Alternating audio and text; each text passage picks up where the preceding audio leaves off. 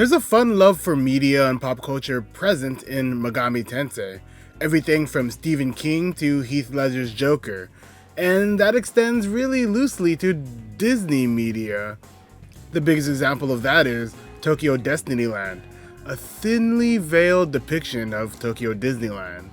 It's not shocking that Disney would be relatively avoided since Disney litigation would be something pretty terrifying. But Atlus and Disney do have a somewhat middling relationship, and it's a little mysterious, but it's also going to be fun to talk about. In late 2018, Eriker, the SMT historian himself, found the PCE version of Shin Megami Tensei 1 to feature two demons, Demon Duck and Zombie Mouse. He confirmed this via Wikipedia and footage showing off those demons. These would appear in Tokyo Disneyland. It's hard to say whether or not these were always intended or not, but if we look at the various ports, there's always something added, for better or worse. The PCE version added some cutscenes and animations and quite a few new demons. But that's not all. There were even sprites of more accurate art that looked like straight up deranged variations of these Disney characters. The image looks so good, too good to be true. But it turns out those sprites are from the DDS 10th anniversary book. And it could be just a Le Epic joke since by this time there were fandom jokes actually, mostly within DDSnet. But since this book also shows the evolution of Jack Frost, it's probable that this content was actually cut for one reason or another. Then, there's this art. Whoa, is that Cosmoconico's art of Demon Duck and Zombie Mouse? Nah, it's actually fan art. Really good fan art, by the way. Turns out Japanese fans were well aware of these designs, or at least 3 years prior to the Western audience finding out. So this artist designed some art depicting the demons as they would have looked in the era in which Conoco would have drawn them. They also recreated the PCE versions, and they are really good. That Zombie Mouse is actually one of my favorite fan art pieces from the fandom.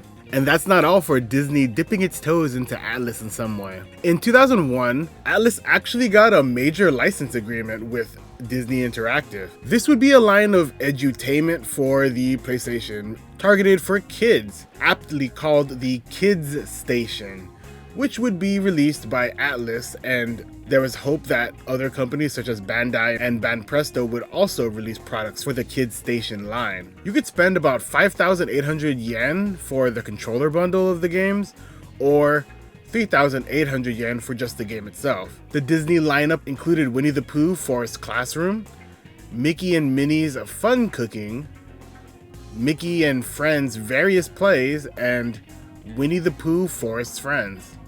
The focus was to teach the alphabet, English words, and addition and subtraction, while also having some fun. All Disney Kids Station products, including those controllers, were handled by Atlus's own direct sales distribution, and Atlus secured over 7,000 stores to sell the products across Japan. It's fun to wonder how the sales did for these, because they pushed all the promised games out in like under a year. But then the Kids Station project died right after, so I guess you can say that it's probably not that successful. And of course, this video was really just an excuse for me to talk more about the Print Club, by far Atlus's most successful endeavor. And in 2003, we got the Princess in Love Machine. This was the Disney princess themed booth featuring The Little Mermaid, Beauty and the Beast, Aladdin, Cinderella, Sleeping Beauty, and Snow White.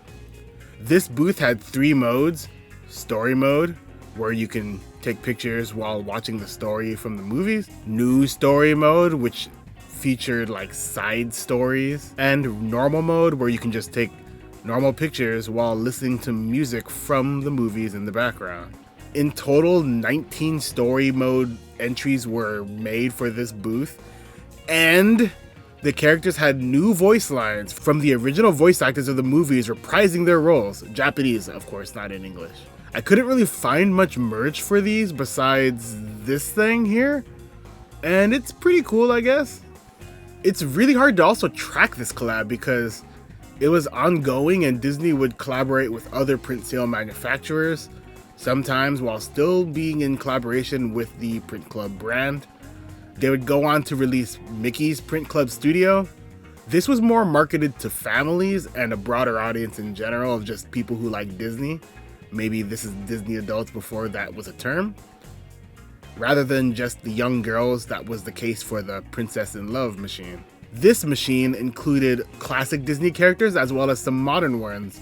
The main one being a point of marketing was Lilo and Stitch.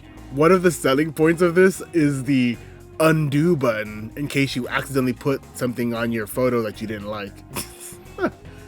This was then followed by Mickey's Print Club Studio 2, which released in 2008. This featured higher quality photos and a new Princess Disney course, which isn't very well explained, but like pretty much both of these booths aren't really explained. And I don't know what characters existed in either booth, to be honest. And it was pretty much right then that the Disney well dried up. I think this was mostly in part due to the failure of Disney Interactive and the various iterations of said thing. Because by 2009, it seems Atlus and Disney weren't really doing anything together anymore. And that's the entire relationship with Disney and Atlus. I actually thought this video was going to be a lot more thorough and longer, but yeah, there wasn't really much to say, and I couldn't really find that much information. So this is all that I have. I want to thank my channel members, The Mannequins, A Lie Remains a Lie, and newcomer, T. Also, my fellow Mega Tennis channel member, who's also new, Car Megito. And finally, my Atlus Faithful tier member, FF12 Kid.